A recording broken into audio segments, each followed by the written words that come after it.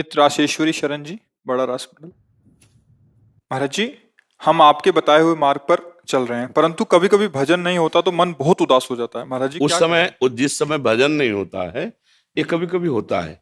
दुर्दास जी कहते हैं, कबहू तो थोरो भजन, कबहू होत विशाल, मन को धीरज छुटे नहीं, गहे न दूजी चाल। उपासक ध्यान दे, कभी कभी भजन में मन बहुत लगता है और कभी कभी नहीं लगता है, क्योंकि पूर्वाभ्यास इसका विषयों में रहा है। उस समय होश में रहे। जब भजन नहीं बन रहा तो प्रपंच न करने लगे चार लोगों के बीच में, चलो अब टीवी चलाओ, भजन में तो मन नहीं लगे, चलो मनोरंजन कर लेते, चलो ये फिर तो गाहे न दूजी चाल, दूसरी बात पकड़, भजन नहीं हो रहा, कोई बात नहीं। हम श्यामा जी के हैं, ये ठसक तो है ना। हम हरिवंश महाप्रभु के हैं, हमारे गुरुदेव हैं, हमारे आचार्य हैं, इष्ट हैं। अभी भजन ही तो हो रहा, तुरंत ठसक पे आओ। कुछ भी हो मन, तू मुझे परास्त नहीं कर सकता, मेरे युगल सरकार है ना, मेरी रक्षा अब चिंतन हो रहा। अभी थोड़ी देर में बदल जाएगा मन और भजन में आ जाएगा। हम क्या करते हैं, जहां मन हमारा भजन से हटा तो उसकी मांग के अनुसार हम चलने लगते हैं। वो मांग, मन जीवित जानते हो किससे? विषय चिंतन से, विषय भोगों से मन जीवित है। और जब तक मन जीवित है तब तक प्रेम मार्ग में प्रवेश नहीं पाता।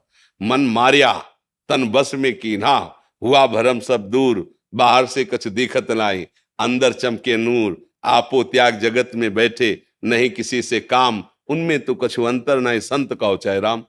वो भगवत स्वरूप हो जाते हैं। मन मारा, मन ही मारी तनहारी के, वृंदावन में गाय। मन को मारना सीखना चाहिए। अब मन कह रहा है ये भोग ये भोग, राधा राधा राधा राधा। बहुत बार तुमने जो कहा है, अनंत जन्मों में किया, अब इस जन्म में जो गुरुजी कहेंगे वही करेंगे, तेरी एक बात नहीं मान, तू मार, जला मुझे जितना जला, खत्म, उसका अस्तित्व खत्म। पर इतनी हिम्मत नहीं होती, इतना हम दुलार करते हैं मन को कि जो मन चाहता है हम फिर उसी में लग जाते। यार भजन में मन नहीं लगता, बाहर घूमे, कोई ना कोई विषय पकड़ लिए, कोई चिंतन विषय करने लगे, वो जीवित हो गया और बलवान, अब रौंदेगा आपको। गाहल दूजी चाल, दूसरी बात नहीं होने, नहीं मन लग रहा, सो जाओ चुपचाप, जब जगोगे फिर भजन होने लगेगा। या फिर किसी भगवत प्रेमी महात्मा के सानिध्य में पहुंच जाओ, या कोई ग्रंथ खोल लो। आजकल यंत्र चले हैं, सत्संग सुनने लगो, थोड़ी देर में बदल जाएगा। क्योंकि रजोगुण तमोगुण का प्रभाव आया है, इसलिए भजन में रुचि नहीं हो रही। जहां थोड़ा सात्विक सेवन हुआ, वृद्धि वृत्ति बदल जाएगी, भगवत चिंतन बनने लगे। उसमें घबराने की जरूरत नहीं है, धैर्य पूर्वक चलिए, और जब उसे स्वाद मिल जाएगा प्रिया प्रीतम का, तो ये शिकायत खत्म हो जाएगी। फिर भजन करना नहीं पड़ता। जैसे हम विषय चिंतन स्वाभाविक होता है, क्योंकि विषयों का स्वाद मन को मिल गया है। ऐसे जिस दिन, तभी गोस्वामी जी ने मांगा है, काम ही नारी प्यारी जिम, लोभी जिम प्रिय दाम। स्वाद मिल गया जिस दिन इसे, नाम का, रूप का, लीला का, धाम का, फिर ये हटाए नहीं हटेगा। जैसे आज हम विषयों से हटाना चाहते तो नहीं हट रहा, ऐसे कल भजन से भी हटाना चाहो तो हटा नहीं सकते। एक बार इसे पकड़ा दो, धीरे धीरे सत्संग के द्वारा गुरु चरण आश्रित होकर नाम जप करते हुए, वाणी गायन गाते हुए हम इसको, मन को पकड़ा दें। इसे अभ्यास कहते हैं, वैराग्य अभ्यास। विषयों का सेवन न करना और अंदर से बार बार भगवत चिंतन का अभ्यास करना, इससे हमारा मन एक दिन ऐसा आएगा, यदि गलतियां नहीं हुई तो वो ज्यादा समय दूर नहीं रहेगा, वो मन प्रिया प्रीतम में तन्मय होने लगेगा।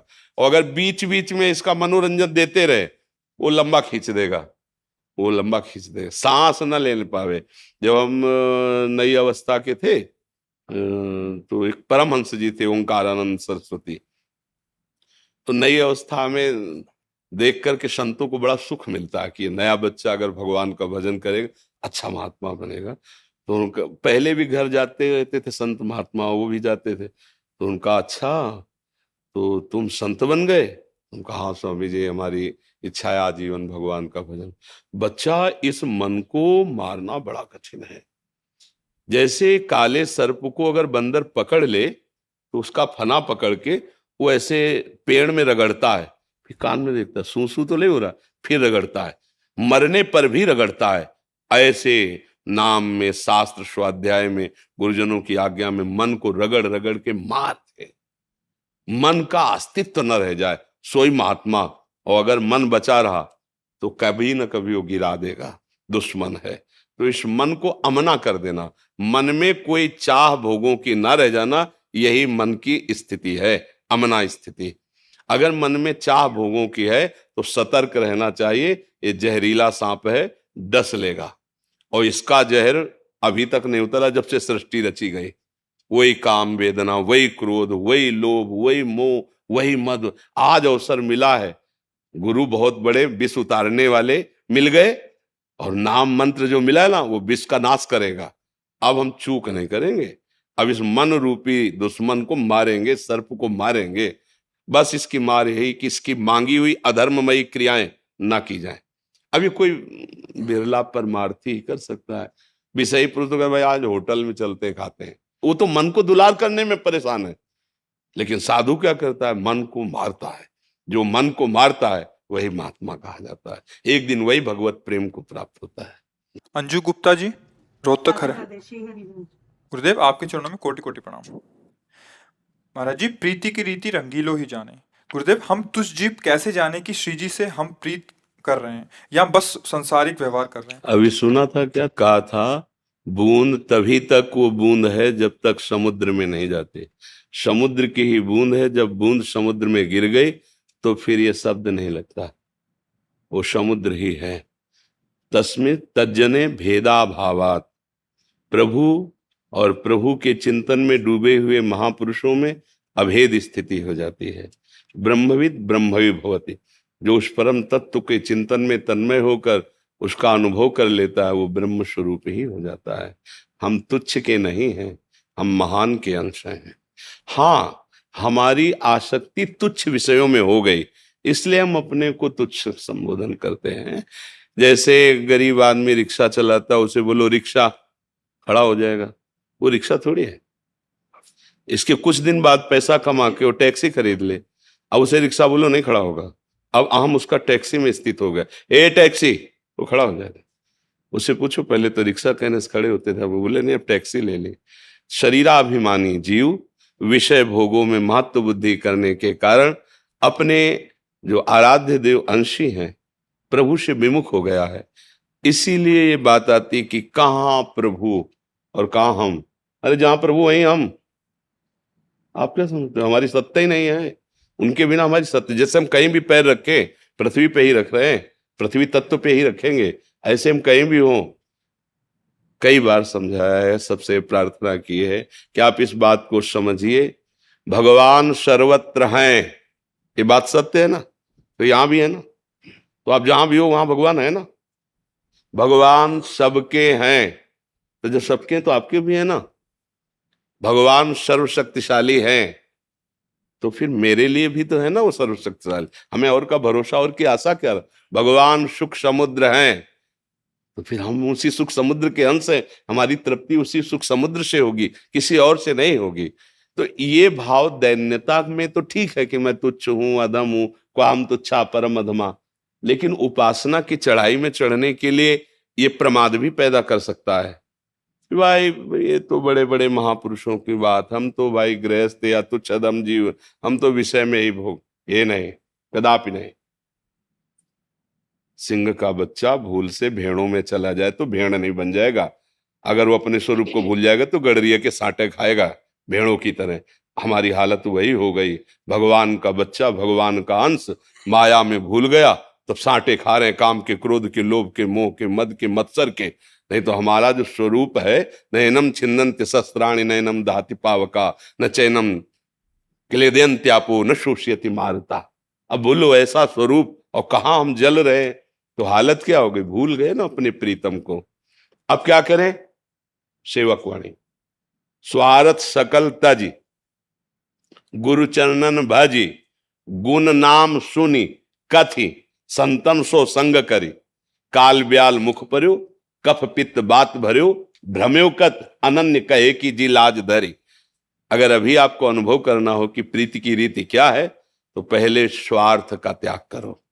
कैसे त्याग करें? बड़ा कठिन है। गुरु चरणों का आश्रय लो, गुरु जो उपदेश करें, जो नाम, जो मंत्र, उसको रटो, और संत समाज का सेवन करो, संतों का संग करो। गुण नाम सुनि कथि, प्रियालाल के गुण सुनो, उनके नाम का कीर्तन करो, उनके नाम का जप करो। जहां कहीं भगवत चर्चा होती हो, जैसे प्यासा है तो पौशाला की खोज करता है, कहाँ है। तो जहां जहां प्रिय की बात सुने, खोजत तिय गहनन। कहाँ मिलेगा मुझे श्यामा श्याम का बात करने वाला, कोई ऐसा जो प्रभु की मुझे चर्चा सुना दे। बावरो सो रस में फिरे खोजत नेह की बात, स्वारथ सकल तज गुरु चरणन भज, गुण नाम सुनी कथि संतन सो संग करी। और इस शरीर से प्यार मत करो, कफ पित्त बात भर्यो, ये कालाधीन है, किसी भी मिनट में ये आपको धोखा दे सकता है। जैसे पानी का बुलबुला बहुत अच्छा दिखाई देता है, पर किस सेकंड फूटेगा इसका पता नहीं, पर वो फूटेगा, पक्का फूटेगा, वो टिकेगा नहीं, ऐसे ये टिकेगा नहीं। दुर्लभो मानुषो हो पर देही नाम क्षण भंगुरा, कभी भी नष्ट हो सकता है। क्या करे, जितनी वर्तमान में श्वासें हैं प्रियालाल का यश गावें। नाम बाणी जहां श्याम श्यामा तहां, नाम बाणी सुनत श्याम श्यामा सुबस। खूब प्रियालाल का जस गावें, उनकी सेवा करें, उन्हीं की सेवा की भावना से सारे कार्य करें, व्यापार करें, नौकरी करें। भगवान तो युद्ध करने की बात कर रहे हैं, मामुनिश्वर युद्ध च कोई भी सेवा भगवत भाव से की गई वो भजन हो जाता है। और भजन भी विषय सेवन की भावना से करने पर वो भी विषय ही प्रपंच ही हो जाता है। इसीलिए बोले हम 20 साल से भजन करें, हमको अनुभव नहीं हो रहा, क्योंकि अनुभव वाली गली में ही नहीं जाना चाहते आप तो भोगों वाली गली में मान प्रतिष्ठा सम्मान संस्कार तो हीरा है, चाहे जो खरीद लो, विषय खरीद लो और चाहे प्रभु को ले लो। नाम जप करके अब ब्रह्मास्त्र से कोई मच्छर मारे तो बुद्धिमान का आ जाएगा क्या? ऐसे ही नाम का प्रयोग भोगों के लिए करे, संसार के लिए, मान प्रतिष्ठा के लिए, वो ऐसे ही जैसे ब्रह्मास्त्र का प्रयोग मच्छर मारने के लिए। खूब नाम जप करो और भावना रखो प्रीति की। तो प्रीति अभी हम बोल के आए हैं कि प्रीति कहीं उपजती नहीं है। गोस्वामी तुलसीदास जी कह रहे हैं कि सबकी ममता ताग बटोरी, मम पद मन बांध बरडोरी। भगवान के श्रीमुख की बात कह रहे हैं। किनकी ममता? बोले जो जननी जनक बंद सुतदारा, तनु धन धाम स्वर्ग परिवारा। वही अपने यहाँ वाणी जी में कह रहे रसिक महापुरुष, मात तात सुतदार देह में मति अर्जय मति मंदा, हित किशोर को है चकोर तो लखी वृंदावन चंदा। उसी ममता को समेट के प्रभु के चरणों में रख दो, अनुराग हो गया, वही प्रेम हो जाएगा। अब हमारा प्रेम बिखर गया संसार में तो वही कहा जाता है मोह, आसक्ति, राग, और उसी को समेट लो। और प्रभु के चरणों में तो अनुराग कहीं नया उत्पन्न नहीं होता है। उतने उतने ही प्रेम में रीझे जाते हैं प्रभु। जितना हम प्यार संसार में फैलाए उसे समेट के प्रभु की तरफ करें, अभी अंदर की बातें हट जाएगी। देखो बड़े बड़े भक्तजन जो कहते हैं ना कि कहाँ मैं कामी नीच पामर, ऐसे शब्द सुने जाते बड़े बड़े माँ। जैसे सूरदास जी कह रहे हैं, मौसम कौन कुटिल खल कामी, जिन मुँह को तन दियो ताको न भजन कियो, ऐसो नोन हरामी। अपने लिए कह रहे हैं। जैसे अगाध समुद्र है और सीप है, अब सीप में समुद्र कैसे समाये? ऐसे महापुरुष जन जब भगवान के प्रेम रस का अनुभव करते हैं तो उनको अपना स्वरूप क्या लगता है? सीप जैसा। और प्रभु कैसे? अगाध समुद्र। तब ये दैन्यता के भाव हैं प्रेम में। अपने लोग क्या करते हैं? इन दैन्यता के भावों को बोल करके विषय सेवन की गली साफ कर लेते हैं। भाई हम तो नीच है, पामर है, अधम है, भजन तो हमारा नहीं है, तो बड़े बड़े संतों का काम। ऐसा नहीं, संत कोई अलग धातु के नहीं बने हुए हैं, अलग पैदा नहीं हुए हैं। जैसे आप पैदा हुए हैं, जिस पांच भौतिक शरीर के आप है वैसे ही हुए हैं। हाँ, वो भगवान का आश्रय लेकर गुरु भगवान का भजन में लगे तो आनंद सिंधु भगवान में, प्रियालाल में तन्मय हो गए। आप शरीर लेकर माया में लगे तो चिंता, शोक, नाना प्रकार के दुख, जन्म मरण, इनका भय सता रहा है। और प्रभु की शरण में हो गए तो निर्भय हो गए। बात एक ही है, अंतर नहीं है। आपका चिंतन गलत हो गया, बस इसलिए आप अपने को समझ रहे भाई वो तो महान है, हम तो लघु हैं। नहीं नहीं, एक ही ढांचे से, एक ही माटी से बने हुए सब है खिलौने। एक ही तत्व प्रकाशित कर रहा है, कोई दूसरा नहीं है कि हम में दूसरा आप में दूसरा। नहीं नहीं, एक ही प्रकाश है। हाँ, हमारा चिंतन गलत हो गया। हम गलत चिंतन, गलत क्रियाओं के कारण उस वस्तु को नहीं समझ पा रहे, इसलिए हम कह देते कि भाई हम तुच्छ प्राणी का उस प्रेम को प्राप्त करें। चाहे प्रेम हो, चाहे ज्ञान हो, चाहे कोई भी वस्तु हो, हमारे लिए है। हम प्रभु के बच्चे हैं, प्रभु के अंश हैं। पर हम चाह तो कभी ज्ञान की, प्रेम की करते ही नहीं। हम तो भोगों की चाह करते हैं, संसार के। मान तो मालिक बड़ा कृपालु है, जो इच्छा करी हो मन माही, हरि प्रसाद कुछ दुर्लभ में मिल रहा है। अब आप एक दूसरे को कोसो कि भाई वो तो ज्ञानी है, हम ज्ञानी। तो आपने ज्ञान मांगा कब? चाहा कब? आपने प्रभु से प्यार किया कब? बोले प्रभु कहाँ है, कैसे है, दर्शन नहीं देते, कहे ऐसे कैसे कैसे प्यार हो जाएगा? नहीं, ऐसी बात नहीं। आप गुरुजनों के वचन मान के देखो, साधना करके उपासना, आपको अनुभव में आने लगेगा। प्रभु दूर नहीं है, वो हमारे हृदय में, वो प्रतिपल हमें प्यार कर रहे हैं। ऐसा ना हो तो आज थोड़ी बाबागिरी हुई, आज से हुई है क्या? अरे जब से सृष्टि रची गई तब से ऋषि मुनि ब्रह्म, पहले सनक सनंदन सनातन सनत कुमार ही प्रकट हुए, सबसे पहले महात्मा ही प्रकट हुए हैं। सनक सनंदन सनातन सनत कुमार, और अनुभव तब से चला आ रहा है, तो झूठा थोड़ी है। मन को मारकर प्रभु में लगाना सबसे कठिन बात है। आपको मनाया चाट पा ले, चाट पा लिया, आपको मनाया भोग भोग ले, भोग लिया। आप क्या जानो मन की मार किसे कहते हैं? उनसे पूछो जिनका मन विषयों की तरफ आकर्षित हो रहा है और उसे दबाकर राधा राधा राधा राधा, वो आग पैदा कर रहा है। उस आग में जो जल रहा है तभी वो चमक रहा है, तभी वो महान बना है। जो तपा नहीं, वो पानी रखने लायक मटकी नहीं होती, डालोगे थोड़ी फैल जाएगी। और जो आग में धर के जला के उसे पक्का कर दिया, अब चाहे जितना पानी भरो उसमें कुछ बिगड़ने वाला नहीं। तो ये जो तप है, काम क्रोध लोभ मोह मद मत्सर, इनको सहना, ये कार्य बाबा जी करते हैं। मन लागे और यार फकीरी जो सुख मिलिया राम भजन में, वो सुख नाही अमीरी में मन। अब संसार के लोग जो रुपए के पीछे घूम रहे, संसार के पीछे, माया के पीछे जब तक डोलोगे तो माया अंगूठा दिखाएगी, ले पकड़ में आएगी। और माधव के पीछे डोलोगे तो माया पीछे डोलेगी, पक्की बात है, क्योंकि वो माधव की ही है। माया के पीछे डोलने वाला कभी मायापति नहीं बन सकता। और माधव के चरणारविंद के पीछे डोलो तो माँ की तरह वो दुलार करती। माया भगवान की पत्नी है ना, भगवान को मायापति कहा गया ना, तो हमारे स्वामी प्रभु ये तो वो अम्मा की तरह दुलार कर रहे। देखो ये कपड़ा लत्ता ये सब माया ही तो है ना, वो दुलार कर रही ना, प्रभु के मार्ग में बढ़ा रही ना। और अभी इसके स्वामी बनना चाहो तो मायापति तो एक ही है, दूसरे तो हो नहीं सकते। फिर थप्पड़ लगाती है, गलत दृष्टि रखता है, ले तो यही थप्पड़ लगाना, काम क्रोध लोभ मोह मद मत्सर अन्य योनियों में फेंकना, दुर्गति होना, भय विषाद चिंता, ये है थप्पड़ माया का। और अभी प्रभु के आश्रित हो जाओ, सब सुख तुम्हारे चरणों में। लगो तो प्रभु के चरणों में लगो जी। दीपक शर्मा जी जयपुर से। श्री हरिवंश महाराज जी। महाराज जी, नियम से कर्म करना और भाव से कार्य करने में क्या अंतर है? नियम से कर्म करने वाले के ही हृदय में भाव जागृत होता है। भाव कोई बाजार में नहीं मिलता, कोई खेती में नहीं पैदा होता। जब हम नेम से कार्य करते हैं, शास्त्र नियम उसे कहते हैं, शास्त्र प्रमाणित, अपनी बात नहीं कि हमारा ये नियम है। तस्मात् शास्त्रम प्रमाणम ते कार्या कार्यो व्यवस्थित हो, क्या कार्य है और क्या अकार्य है, इसका प्रमाण शास्त्र से, संत गुरुजनों के द्वारा दिया हुआ नियम वही प्रेम प्रकट करता है। प्रेम भाव है, अगर भाव आ गया तो प्रभु मिल गए। भाव भगवत साक्षात्कार कराता है। देखो ना, दास्य भाव, सख्य भाव, ये भावित है ना, सहचरी भाव, गोपी भाव, वात्सल्य भाव, ये भावित है ना। मतलब भाव उपासना का फल है, पर हमारा नेम वो शास्त्र सम्मत होना चाहिए, गुरु प्रदत्त होना चाहिए। जो भी व्यवहार कर रहे हो वो शास्त्र सम्मत होना चाहिए, वो नेम भाव प्रकट कर देगा। फिर जब भाव आ जाता है तो नेम का अस्तित्व नहीं रहता, वो नेम भाव में समा जाता है। पर बिना नेम के भाव प्रकट भी नहीं होता, नहीं। तो जो भी नियम लो शास्त्र सम्मत, गुरुजनों से प्रेरित, और किसी भी स्थिति में उसे तोड़ा ना जाए, फिर वो भाव प्रकट कर दे। और जब भाव आ जाता है तो जैसे बाढ़ आ जाती है ना, फिर उसके लिए कोई कानून नहीं, बाढ़ के लिए कोई जो सरिता सावन जल उमगत सन्मुख सिंधु सिधार है।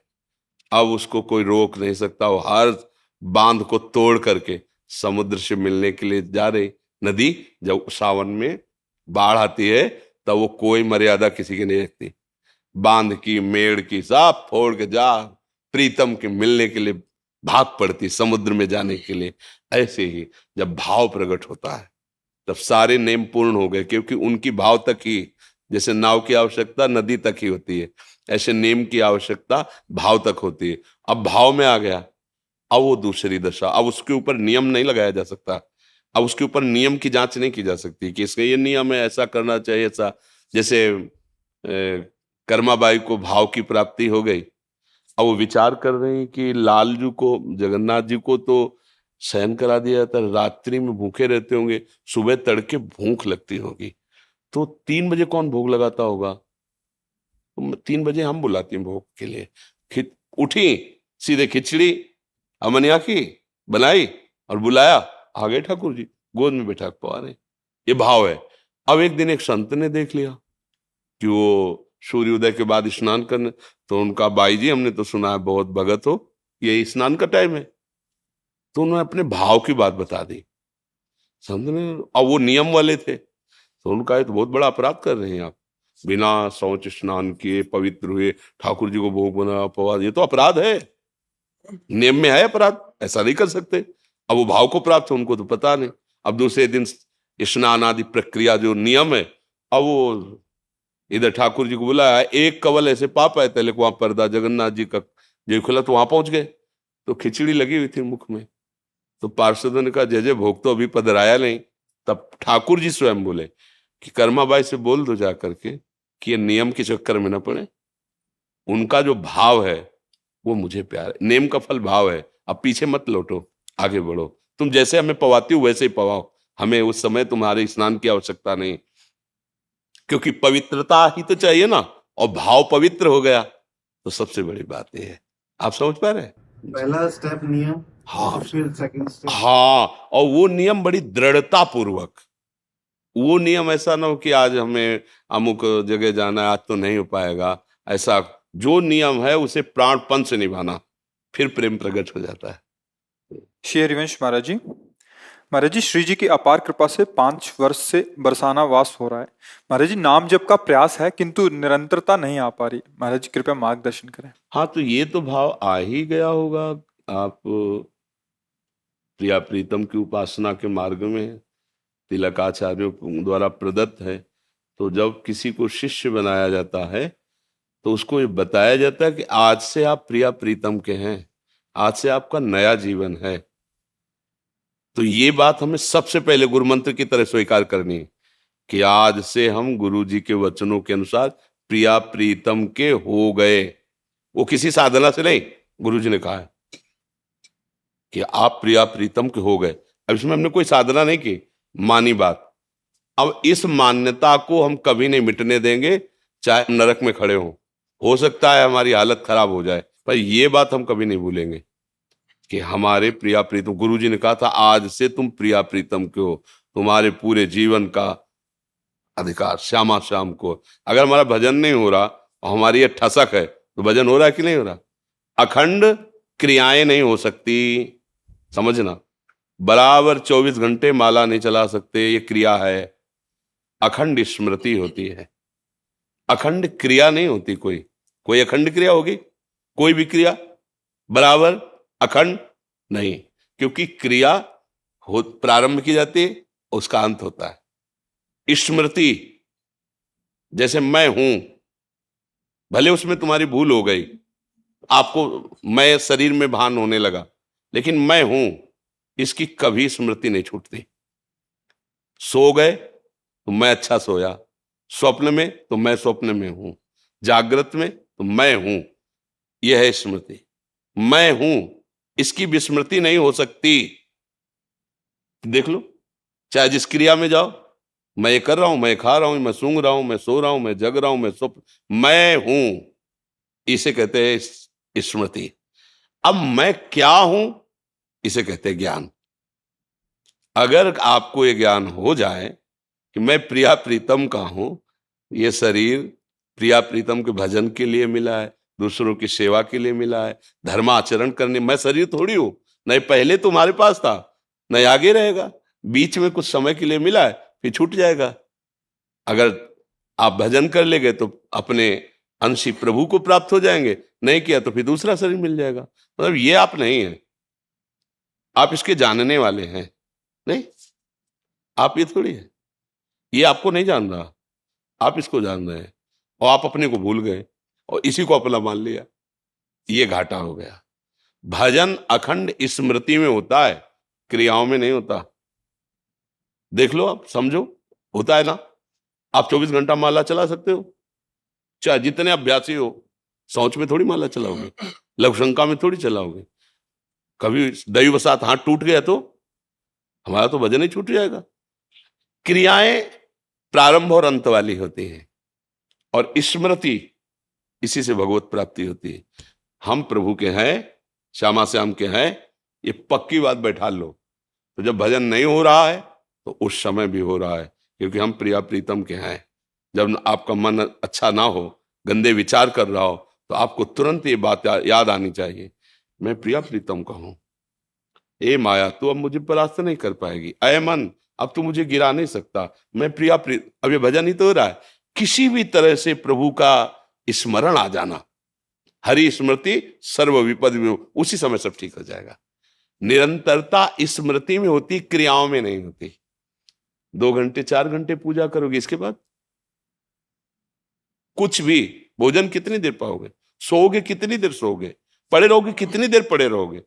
कोई भी क्रिया प्रारंभ है तो अंत भी है, लेकिन स्मृति अखंड है।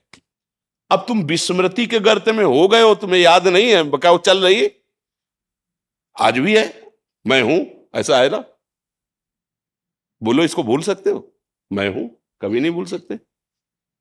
यह शरीर छूटेगा, जैसे स्वप्न में शरीर छूट जाता है, इसका भान तो नहीं होता, पर आप होते हैं ना, ऐसे अनंत काल तक ये नहीं नष्ट होगा। मैं हूं, तो मैं किसका हूं?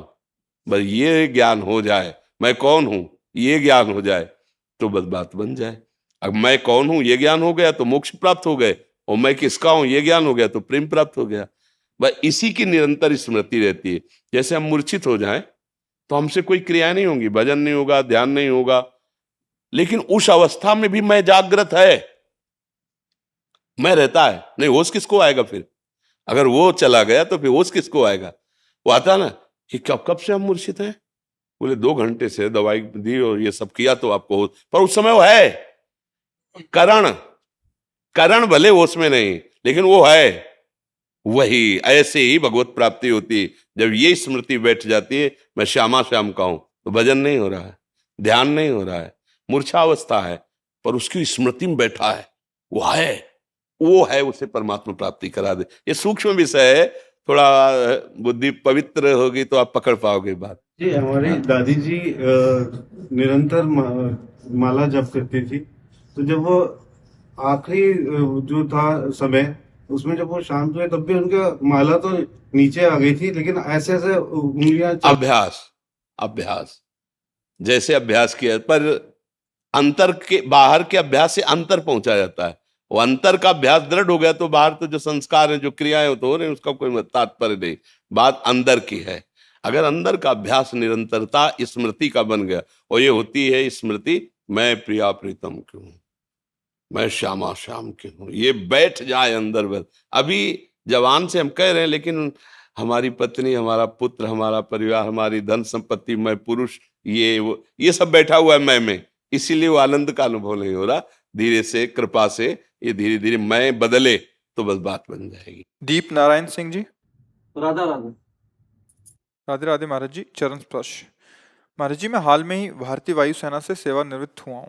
मेरे वृद्ध माता पिताजी गांव में रहते हैं और मैं अभी बेंगलोर में रहता हूँ। मेरे माता पिताजी चाहते हैं कि मैं अब गांव में ही उनके पास रहूं, उनकी सेवा करूं। गुरुजी, मेरी भी यही इच्छा है, परंतु अपने बच्चों की शिक्षा के बारे में सोचता हूं तो धर्म संकट में पड़ जाता हूं। मेरे माता पिता किसी भी हालत में, उनको बंगलोर बुलाइए, तो आप फिर, आपका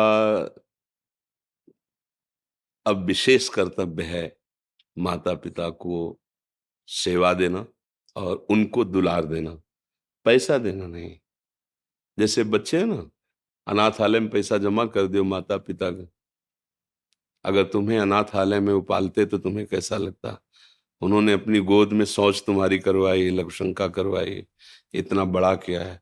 अब अवस्था आ गई उनकी हो कि आगे चलकर उनको शौच करवाना पड़ेगा आपको, तो आपका प्यार और दुलार उनको सुख देगा, ना कि व्यवस्थाएं कि भाई हम माता पिता को 10,000 अपनी पेमेंट से भेजते रहेंगे। ऐसा नहीं, जरूरत है तुम्हारी, उनको पैसा उतना न मिले, कोई उनको परेशानी नहीं, जरूरत है सानिध्य की, जरूरत है प्यार दुलार की। और ऐसा नहीं कि अब गांव में भी अच्छे विद्यालय आसपास होते हैं, कि शहर में ही पढ़ाई ठीक होती, गांव में नहीं होती, ऐसा भी नहीं। और दूसरी बात है, बुद्धि का प्रकाश केवल लौकिक विद्या के पढ़ने से ही नहीं होता है, आशीष और अध्यात्म से भी उसका बहुत दिव्य प्रकाश होता है। हम लोग कक्षा 9 पढ़े हैं गांव के स्कूल से, 9, जिसमें 5 तक तो केवल ककारा मात्राएं ही याद कराई जाती थी। अब तो 1-2 के बच्चे अंग्रेजी पढ़ते हैं, 6वीं क्लास में ABCD सिखाई जाती थी। 9 तक पढ़े हुए हैं। बुद्धि का विकास और प्रकाश प्रभु का आश्रय लेकर नाम जप करते हुए अगर पढ़ाई की जाए तो बहुत दिव्यता आ जाएगी। तो हमें तो नहीं लगता कि गांव में ऐसी पढ़ाई नहीं होगी जैसी शहरों में होगी। हाँ, ये है कि परिवार न राजी हो, बात तुम्हारा अलग है, लेकिन अब इस समय राजी नाराजगी की बात नहीं, इस समय उनको तुम्हारी सानिध्य की जरूरत है, माता पिता के सानिध्य की जरूरत है, और उनका आशीष भगवद आशीष है। अगर उनका आशीष हो गया तो नहीं, बहुत पढ़े लिखे इंजीनियरिंग किए भी ऐसे ही घूम रहे हैं। ऐसा थोड़ी कोई बहुत रुपया कमा रहे हैं या बहुत ऐसे नहीं, पढ़े लिखे भी, और आशीष है ना तो सर्व सुख प्रदान कर देता है। तो हमारी तो राय यही है। अभी कल ही परसों सत्संग में आया था कि पृथ्वी से महान कौन, यक्ष ने पूछा, तो युधिष्ठिर जी ने कहा माँ, और आकाश से बड़ा कौन, उनका पिता।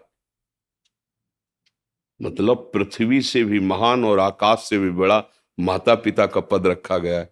अगर उनको हम अवसर में, जब तक वो अपना कर्तव्य, तो देखो आज आप खुद कह रहे हैं कि आप एक अच्छे सरकारी सेवक रहे और रिटायर हो गए, उनके कर्तव्य में कोई कमी नहीं रही, आपने भी प्रयास किया। अब आपके कर्तव्य का समय आ रहा है। वो आपको कह दें कि नहीं कोई बात, दूर रहो, तो भी नहीं। वो आपको गाली भी दें तो ठीक से सेवा नहीं कर, तो भी नहीं। हमको उनमें आसक्त होकर, जैसे यज्ञ करने वाला उपासक यज्ञ के विघ्नों की परवाह न करके अपने इष्ट की पूर्ति के लिए यज्ञ करता ही है। मेघनाद यज्ञ कर रहा था, ये अंगद आदि महापुरुष जन जाके खूब लात मारे, उसके हिला नहीं। जब यज्ञ विध्वंस कर दी लघुशंका आदि करके, तब वो उठा। तो एक यज्ञ की तो ये यज्ञ के समान पावन माता पिता की सेवा है। आज के बच्चे इस बात को नहीं समझते। देश विदेश, नई पत्नी, नए बच्चे, अपना परिवार सुखी रखेंगे हम, निकल गए बूढ़े माता पिता। भले धन है, क्या करेंगे धन? उनको उस समय प्यार की जरूरत होती है। कोई प्यार से, आप नौकर रख दो, प्यार थोड़ी करेगा वो, तो ठीक है कपड़ा धो देगा, भोजन दे देगा। उस समय उनको प्यार की जरूरत है। वृद्ध है, मेरी तो सबसे ये प्रार्थना, आपसे नहीं सबसे, चूक मत करना, नहीं वो अवस्था तुम्हारी भी आएगी, और जो तुम्हारे विचार वही संस्कार बच्चों में आएंगे। तो तुम तो बंगलौर में रहोगे, वो अमेरिका में रहेगा, इतनी दूर रहेगा कि मरोगे भी तो आने के लिए उसके पास समय नहीं रहेगा। मतलब हमारी बात को अन्यथा न लिया जाए, हम जो आचरण करेंगे वही हमें परिणाम में मिलेगा। मुझे लगता है एक बार पहली प्राथमिकता माता पिता के सेवा की रखनी चाहिए। अगर ऐसा लगता है आपको तो आप पत्नी और बच्चों को शहर में रखिए, आते कभी इधर आए कभी इधर आए, और व्यवस्था रखिए, दोनों को राजी कर लीजिए। बुद्धिमानी तो इसी में है ना, कि व्यवस्था कीजिए उस तरह से कि भाई सेवा में माता पिता की भी एक आदमी रख दिया, इधर बच्चों की पढ़ाई लिखाई, पत्नी की व्यवस्था, और ऐसी व्यवस्था रख ली। 2 दिन आकर इधर जांच कर लिया, 2-4 दिन इधर कर लिए। नहीं तो मुझे लगता है कि भगवद आश्रित होकर अब तो हर जगह विद्या अध्ययन बहुत उच्च कोटि का। ऐसा तो मुझे नहीं लगता कि गांव की विद्या बहुत, पहले थी, पहले बात थी, अब नहीं है। अब तो छोटे छोटे बच्चे, उनसे कहो 39, तो बोले आप इसको अंग्रेजी में बोलिए। छोटे बच्चे बोलते 39, उनको हिंदी से बोलना नहीं आता, गांव के बच्चे हैं। हाँ, उनको बोलना पड़ेगा 39, बोले आप समझ गए। ऐसा तो मतलब पढ़ाई हो रही है, तो उत्तम बातें हैं हमारी तरफ से, क्योंकि हम जहाँ हैं ये अध्यात्म मार्ग है। माता पिता के आशीर्वाद से सब कुछ हो सकता है। अगर उनका भाव बिगड़ गया तो अब फिर दोबारा मां नहीं मिलती। आज वो वृद्ध हो गए, अब उनकी सेवा के लिए कोई है नहीं, और हम अपनी और अपने संतान की उन्नति का सोचे तो उनका क्या होगा। कई ऐसे माता पिता दुख भरे मिले हुए हैं, माना है कि उनके बच्चों ने लाख रुपए जमा कर दिए वृद्धाश्रम में, अनाथालय में। नहीं नहीं भाई, अनाथालय की जरूरत नहीं। तुम उनके पुत्र हो, अनाथ कैसे?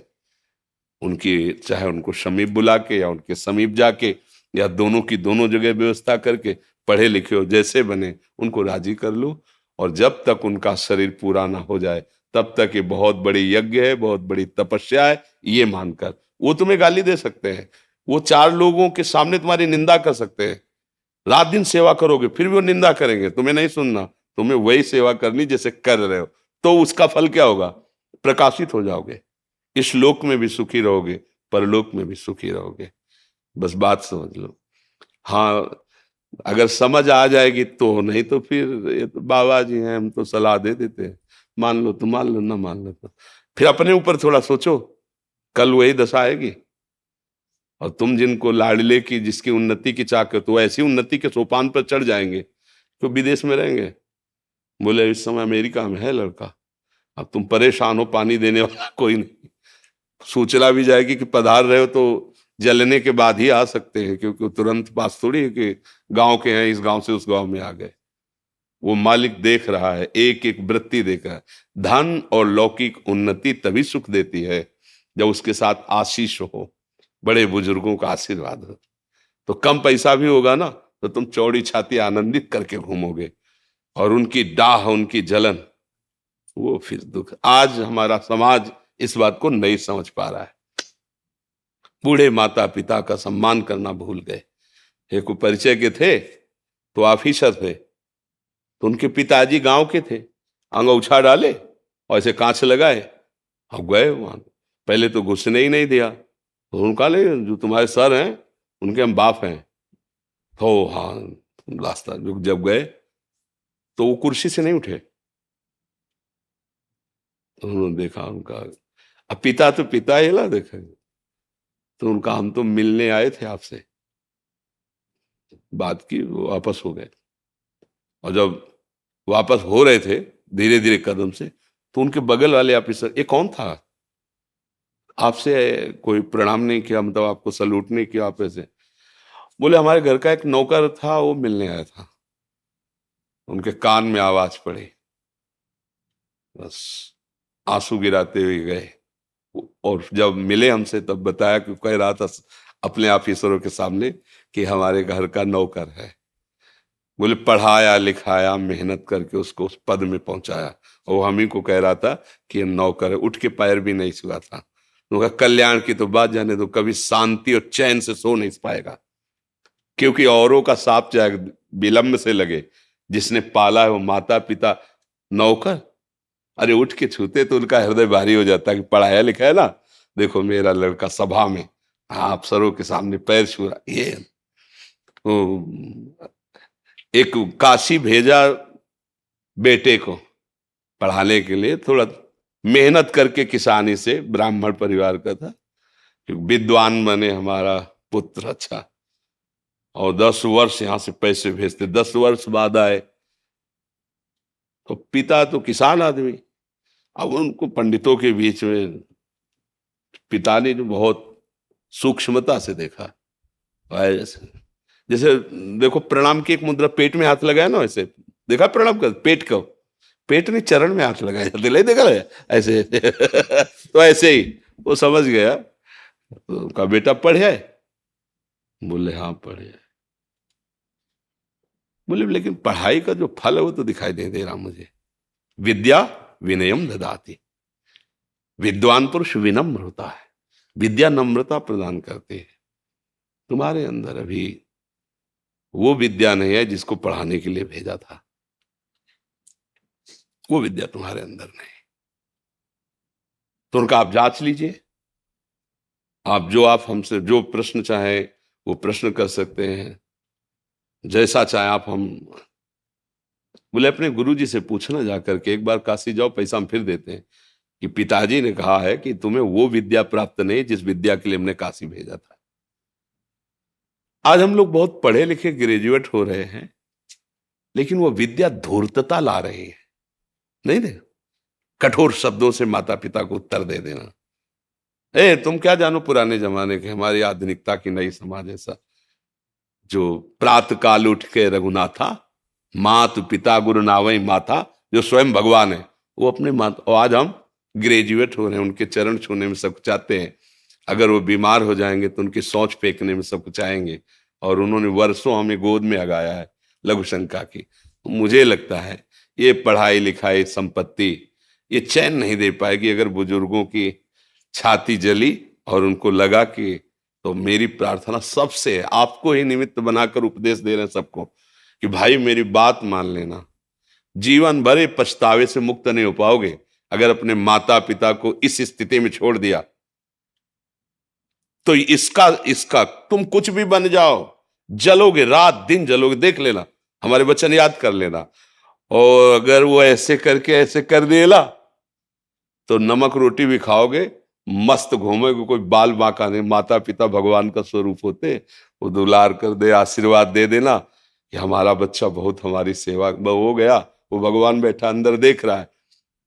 भगवान की प्राप्ति भी इसी से हो जाएगी, भगवान की भी प्राप्ति हो जाएगी। विठ्ठल भगवान इस बात का प्रमाण है। मुंडरीक जी अपने माता पिता की सेवा करते थे, भगवान का स्वयं आकर भगवान कहा कि हमारा साक्षात्कार कर लो, मैं भगवान हूं। आज भी बैठे हैं, जो विठ्ठल भगवान है ऐसा होता है।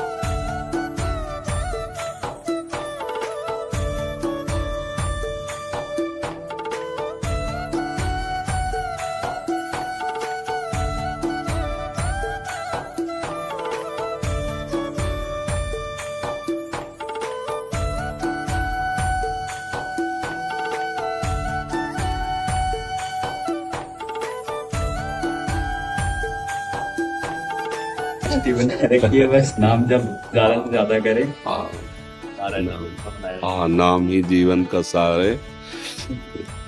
नाम और सेवा, ये दोनों, जैसे पंछी जो है ना, दो पंखों से ही आकाश में उड़ सकता है, ऐसे ही अगर हम उस आनंद को प्राप्त करना चाहते हैं जो हमारे गुरुजनों ने दिया है, गुरुवाणी में है माँ, तो दो बात ध्यान रखें, एक तो नाम जप और दूसरे सेवा का अवसर जहां हो फिर चूके ना।